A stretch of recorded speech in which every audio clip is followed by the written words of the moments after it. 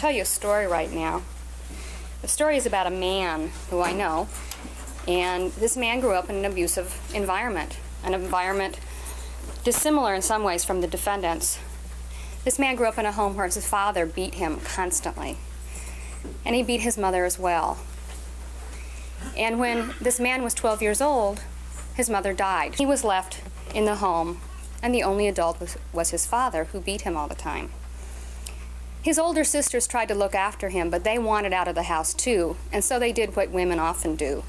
They married young, and they left the house. When this young man turned 17, he was tired of the beatings, he was tired of the abuse, he was tired of his father. And so he did what many young men do. He ran away from home and joined the Navy. Since he was only 17 years old, he couldn't be in the Navy, and so he spent one more year in high school. And the minute he turned 18, he ran away from home.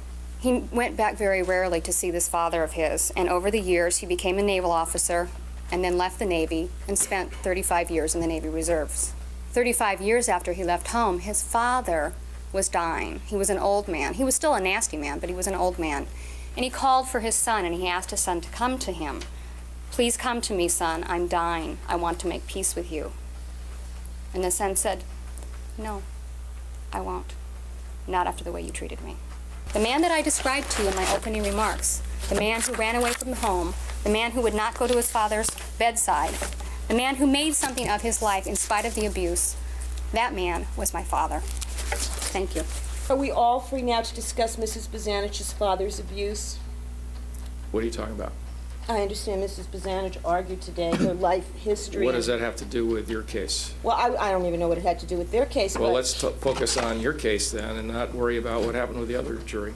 Well, I would just like to know if we're permitted, therefore, to tell whatever stories we know about other abused people, because I have a stack of mail 300 letters high that I'd be more than happy to read to the jury and tell them abuse stories. No, that is not permissible. Are we allowed to tell stories that we know about other abused people? Are you proposing to do such? Well, I certainly could. I'm just asking what the limits are, since apparently Yeah, there's something happened with the other case, the other jury. Every word that was said before in the argument, the other case, you want to go over it again and see whether it'll be permissible in this one? No, I'm certainly not interested in talking about Mrs. Bozanich's father, per se. But you're interested in talking about the argument before the other jury for some reason. Well, I'm interested in knowing if I'm permitted to talk about other examples of abused kids who kill their parents. No. I'm just trying to figure out what the latitude here is in talking about. Well, the latitude will be the same as it would be in any other case, and you know that.